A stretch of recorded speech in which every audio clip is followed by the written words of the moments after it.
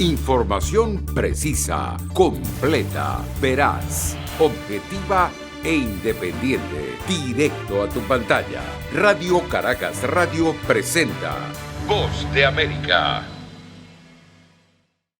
Desde inicios de este año, organizaciones que defienden la libertad de expresión y que reúnen al gremio de trabajadores de la prensa han condenado una campaña de descrédito y hostigamiento contra comunicadores sociales por parte de funcionarios y personas allegadas al gobierno de Nicolás Maduro. El Instituto Prensa y Sociedad, que trabaja en pro de la libertad de prensa, aseguró que la exposición de comunicadores ha desencadenado persecución discursiva y judicial contra periodistas y medios de comunicación en reiteradas ocasiones. Para Edgar Cárdenas, representante del Colegio Nacional de Periodistas, la campaña busca criminalizar a los periodistas y recordó que el año pasado cerró con más de 250 agresiones a equipos periodísticos y medios de comunicación, entre ellas detenciones arbitrarias y decomiso de equipos. Estamos hablando ahora de esta nueva forma, porque es una nueva forma, tratar de liquidar moralmente a un periodista cuando se le cuestiona o se le acusa, sin prueba alguna, en este caso de ladrones, y utilizando los medios de comunicación del Estado. Es fundamental que las organizaciones de derechos humanos, las organizaciones en materia de defensa y libertad de expresión estén muy atentas a este caso venezolano. Sin presentar prueba alguna, Esteban Trapielo, un empresario vinculado con el gobierno, comenzó a publicar fotografías de dirigentes políticos y de varios reconocidos periodistas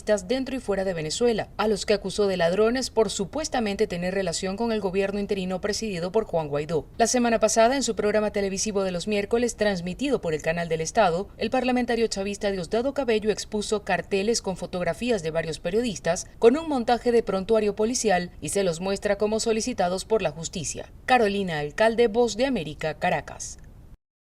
Pese a las medidas implementadas por el gobierno nacional en Arauca, con el refuerzo del pie de fuerza militar para hacer frente a la guerra que libran las disidencias de las FARC y el ELN, la crisis en el departamento fronterizo con Venezuela continúa. Varios ataques terroristas, así como asesinatos y secuestros de líderes sociales, han sembrado el pánico entre la población civil, como remarca el defensor del pueblo Carlos Camargo. Entre desplazamientos paulatinos y masivos ya hemos registrado un total de 1.486 personas afectadas. Las comunidades de Arauca no pueden seguir siendo afectados por la violencia entre los grupos armados ilegales. Les exigimos que deben dejar a la población civil por fuera de sus confrontaciones. Mientras tanto, la población civil pide presencia integral del Estado en el territorio, más allá de la estrategia militar, como expresó Oscar Durán, empresario afectado por un ataque terrorista. Nosotros no queremos guerra, no queremos más muertos. La población civil está asustada, pero los militares están aún más asustados. Estamos completamente desprotegidos. Si el Estado no nos acompaña, ¿a quién le vamos a pedir ayuda? Por su parte, el gobierno, a través de Emilio Archila, comisionado para la estabilización y la consolidación, a tiempo de rechazar la crisis humanitaria en Arauca, anunció mayor inversión social para la convulsionada región. Cada vez que estos salvajes nos han atacado de alguna manera, la respuesta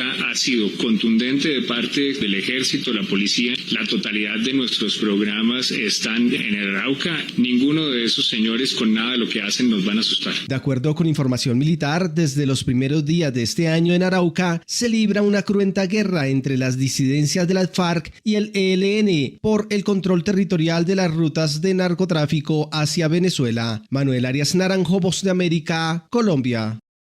El estallido social de abril de 2018 provocó la ruptura del modelo de diálogo y consenso que caracterizaba la relación del gobierno del presidente Daniel Ortega con el Consejo Superior de la Empresa Privada, la mayor organización empresarial del país, y la separación se dio en el peor de los términos y el presidente Ortega no tardó en buscarles reemplazo. Ante la ausencia del Consejo Superior de la Empresa Privada y del Consejo Nicaragüense de la Micro, Pequeña y Mediana Empresa, el gobierno sandinista busca crear su propio sector privado al autorizar la creación de nuevas cámaras empresariales y dar más protagonismo a la Asociación en Pro del Desarrollo y Sostenibilidad de Nicaragua, que este año será la representación empresarial en la mesa tripartita de discusión del salario mínimo nicaragüense. Su presidente, Leonardo Zacarías Correa, presentó a medios oficiales su propuesta. Pues nosotros hemos estimado un porcentaje arriba del 4%. Sin embargo, esas cifras son estimativas. Los representantes de la Asociación en Pro del Desarrollo y Sostenibilidad de Nicaragua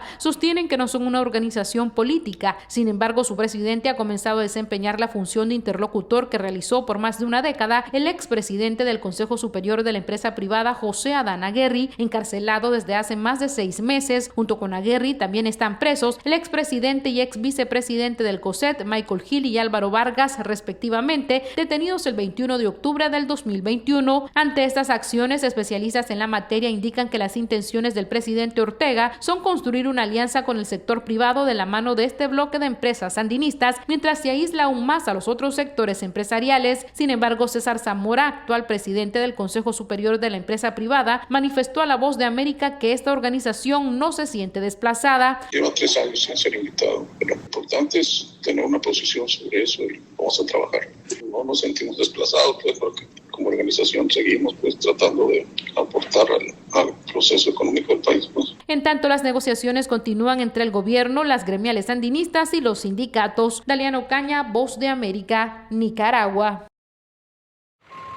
La escasez de camioneros en los Estados Unidos ha generado todo tipo de problemas para los consumidores y las empresas, y esto ha llevado a algunas empresas de camiones a hacer todo lo posible para conseguir nuevos conductores, y más mujeres y miembros de minorías se aprestan a cubrir la demanda. Según los datos recopilados por la American Trucking Association, había aproximadamente 167,000 mujeres camioneras en 2001 y para el 2020 esa cifra aumentó a más de 260,000. A la vez, el porcentaje de minorías representadas, como los afroamericanos, hispanos y asiáticos, aumentaron el 42% del 26% registrado en 2001. Una de estas mujeres es Karina de Jesús, conductora de autobús escolar que aspira a ser camionera, que para aprender la técnica de estacionamiento de camiones se inscribió en la Escuela de Manejo Comercial de Nueva York. No lo veo como un desafío, creo que de la misma manera que los hombres pueden hacerlo, las mujeres pueden hacerlo. Creo que la igualdad es lo más importante en este momento. Sé que como madre será un poco más difícil para mí, pero no planeo ir a diferentes estados, planeo hacer principalmente trabajo local. Según el American Trucking Association, la industria ha tenido escasez de camioneros durante varios años y ahora le faltan unos 80,000 conductores de grandes camiones, y para atraer a más conductores están aumentando los salarios y los beneficios para los recién llegados. Según expertos de la industria, la escasez de conductores disminuirá progresivamente a medida que más personas se unan al negocio del transporte por carretera, y también cambiará la cara de la industria del transporte en las vías, ya que ha estado dominada por conductores hombres y en su mayoría blancos durante décadas. John F. Burnett, Voz de América, Washington. Algunos funcionarios de la salud mundial anticiparon que en un futuro cercano la pandemia del COVID-19, que ya ha cobrado la vida de más de 5 millones de personas en el mundo, que el siguiente paso podría ser una fase más manejable y estable, luego de que muchos países reportaron cifras récord de contagios durante los últimos días debido a la rápida propagación de la variante Omicron. Según los investigadores, para finales de marzo se podría presentar un periodo de baja propagación en muchos países, pero resaltan la importancia de no bajar la guardia, ya que podría aparecer otra variante más agresiva. Por ahora, el Omicron continúa siendo la mayor preocupación y las próximas semanas podrían ser complejas, y por ello reiteran la importancia de estar completamente vacunado, incluyendo el refuerzo. Estas proyecciones alentadoras llegan en un momento donde las hospitalizaciones vuelven a estar en el punto más alto debido a que la variante Omicron es altamente contagiosa. Sin embargo, algunos especialistas consideran que este fenómeno puede tener un lado positivo, ya que podría generar niveles muy altos de inmunidad en la población ante el COVID-19 y sus variantes al cabo de un tiempo. Algunas autoridades sanitarias en el mundo se han pronunciado sobre este tema. La Organización Mundial de la Salud anticipó que la fase de emergencia de la pandemia instaurada en el año 2020 podría terminar este año, y el principal epidemiólogo de Estados Unidos, el Dr. Anthony Fauci, advirtió en una reciente entrevista a la cadena ABC que existe un posible escenario en el que el COVID-19 caería a niveles manejables, lo que llevaría a Estados Unidos y al mundo a retomar su normalidad.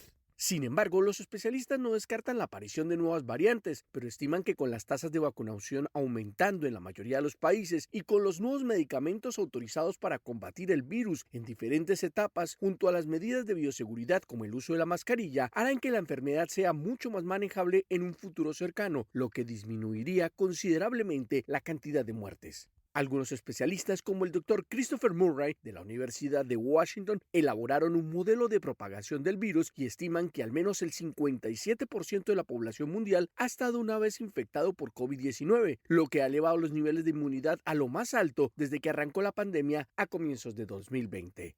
Héctor Contreras, Voz de América, Washington.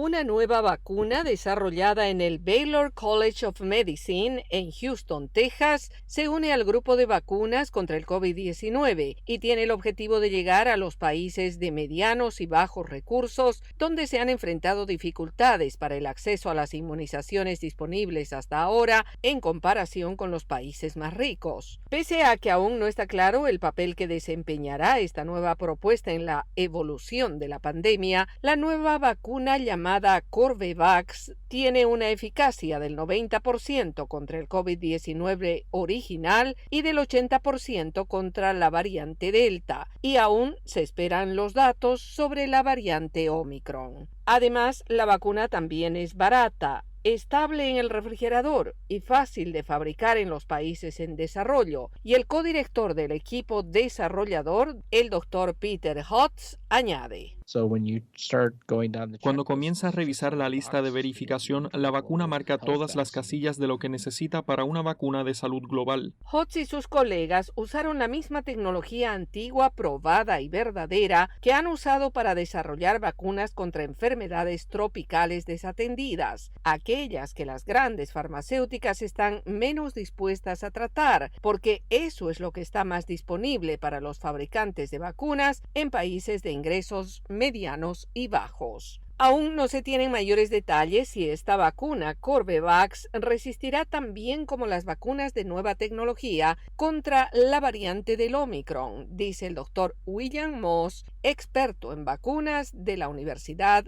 Johns Hopkins. Las vacunas Sinopharm y Sinovac son de una tecnología más antigua, no funcionan bien contra Omicron y la efectividad de la vacuna es muy reducida. Pero, añade el experto, si resiste las variantes, una vacuna de bajo costo como Corbevax seguirá siendo útil porque el COVID-19 estará con nosotros en los próximos años, concluye.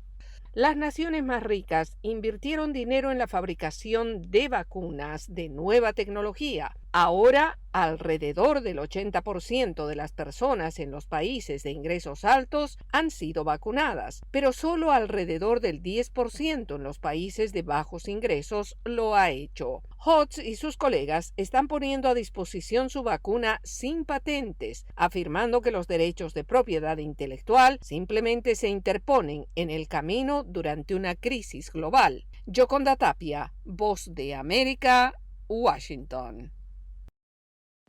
Cada día que pasa crece el temor de una inminente invasión militar rusa contra su vecino Ucrania, y en tanto, pese a que continúan las conversaciones diplomáticas entre Moscú y la Alianza Atlántica, el mundo se prepara para el peor de los casos. El presidente Joe Biden y líderes occidentales clave, como el primer ministro británico Boris Johnson, el presidente de Francia Emmanuel Macron, el canciller alemán Olaf Scholz y el secretario general de la Alianza Atlántica Jens Stoltenberg, entre otros, remarcaron la unanimidad de Occidente y el fuerte convencimiento para actuar unidos y mantenerse en alerta ante cualquier movimiento militar e imprevisible de Rusia. El gobierno de Estados Unidos, a través del Departamento de Defensa, notificó a 8.500 soldados con base en Estados Unidos para que se mantengan en posición de máxima alerta y preparados para un posible despliegue en caso de que fuera necesario reforzar la asistencia militar de la OTAN en Europa del Este. El portavoz del Pentágono, John Kirby, brindó detalles.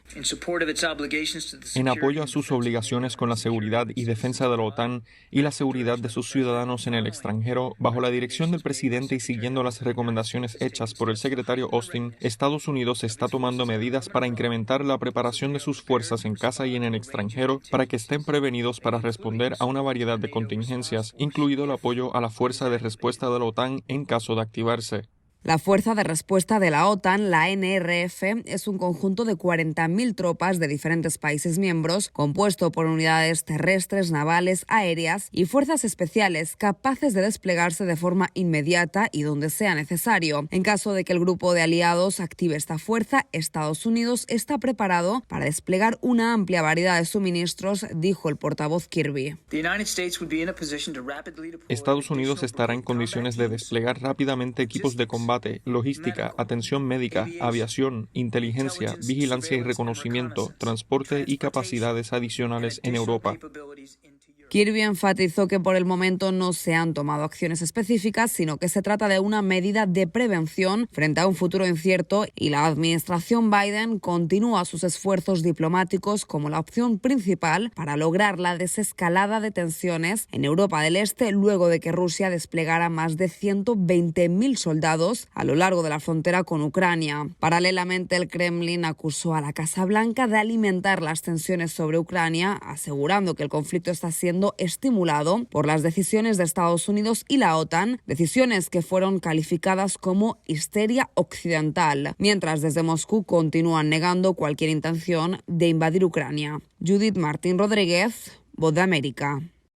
El secretario de Defensa, Lloyd Austin, ha ordenado poner en estado de alerta a un total de 8.500 miembros de las Fuerzas Armadas estadounidenses que actualmente se encuentran dentro de Estados Unidos.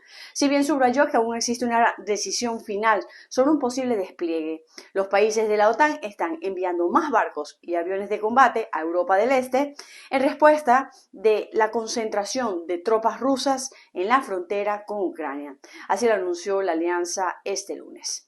Entre tanto, según numerosos reportes, la administración Biden estaría considerando restringir chips y productos con circuitos integrados con destino a Rusia, imponiendo su autoridad sobre los artículos fabricados en el extranjero, si están diseñados con software o tecnología de Estados Unidos o producidos con equipos estadounidenses. Por último, los medicamentos de anticuerpos que se utilizan para combatir el COVID-19 de las compañías Regeneron y Eli Lilly no deberían seguirse utilizando debido a que es poco probable que tengan efecto alguno contra la variante Omicron del coronavirus, que actualmente representa una inmensa mayoría de las infecciones en Estados Unidos. Así lo señalaron reguladores federales de salud el lunes. La Administración de Alimentos y Medicamentos, conocido por sus siglas FDA, dijo que revocaría la autorización para uso de emergencia de ambos fármacos, los cuales fueron adquiridos por el gobierno federal y administrados a millones de estadounidenses con COVID-19. En caso de que los medicamentos resulten efectivos en el combate a nuevas variantes, la agencia señaló que podría autorizar nuevamente su uso. Desde Washington, Sofía Pisani, Voz de América.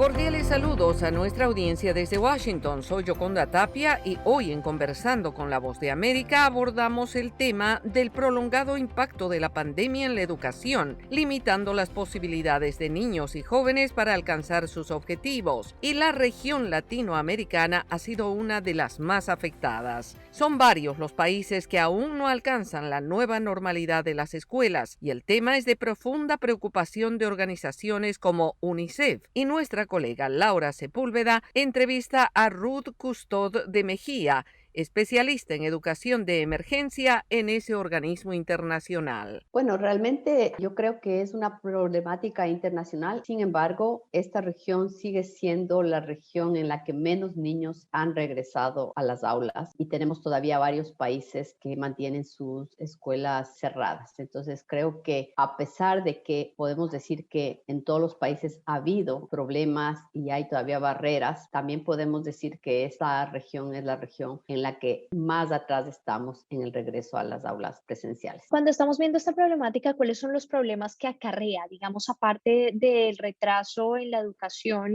Bueno, creo que hay varias. Yo no hablaría solamente del tema del trabajo y no son tal vez que pueden, yo diría que está pasando, ¿no? Hoy por hoy ya vemos que hay muchos niños que nunca se han contactado con sus escuelas, muchos otros que a pesar de que las escuelas se empiezan a abrir no regresan, y muchos otros como que se están dedicando a no solamente a las tareas del hogar, que simplemente han abandonado los estudios, y esto tiene múltiples consecuencias. Hoy por hoy ya vemos que la violencia ha aumentado, que el tema de embarazos adolescentes ha aumentado, que los niños trabajadores igual han aumentado. Entonces creo que aunque muchas veces no lo vemos así, el tema del regreso a la escuela es un tema prioritario, ¿sí? Porque mientras más tiempo nos demoremos en que los niños regresen a la escuela, pues más impactos negativos tendrán. Y cuando estamos viendo también esa posibilidad de que la situación cambie, ¿cuánto tiempo podríamos decir que nuestros niños pueden aguantar y no regresar a clases? Porque para nosotros como UNICEF creemos que no podemos esperar más. Creemos que es hora de regresar y que esto tiene que ser una prioridad. Hablemos que hay países donde hemos tenido 2 años escolares seguidos sin que los niños regresen a la escuela.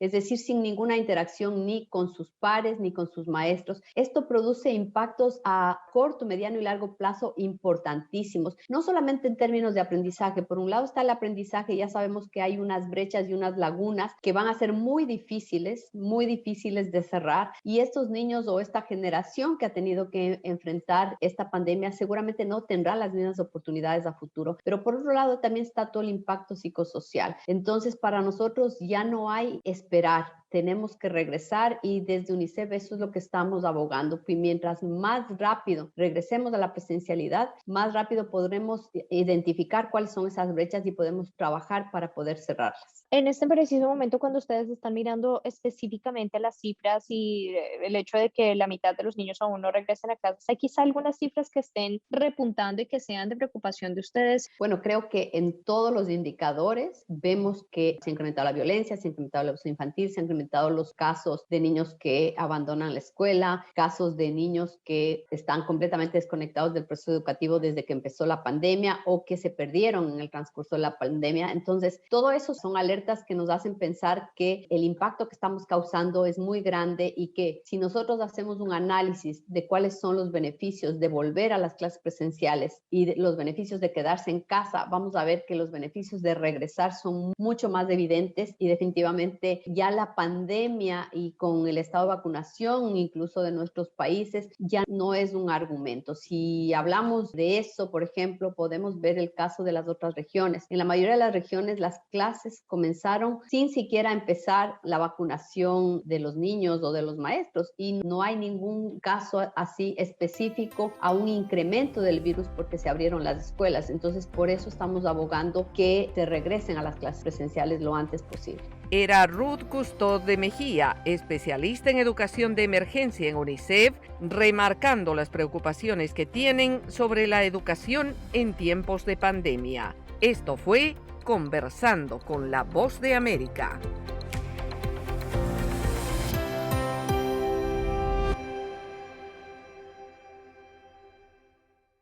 Información precisa, completa, veraz, objetiva e independiente. Directo a tu pantalla.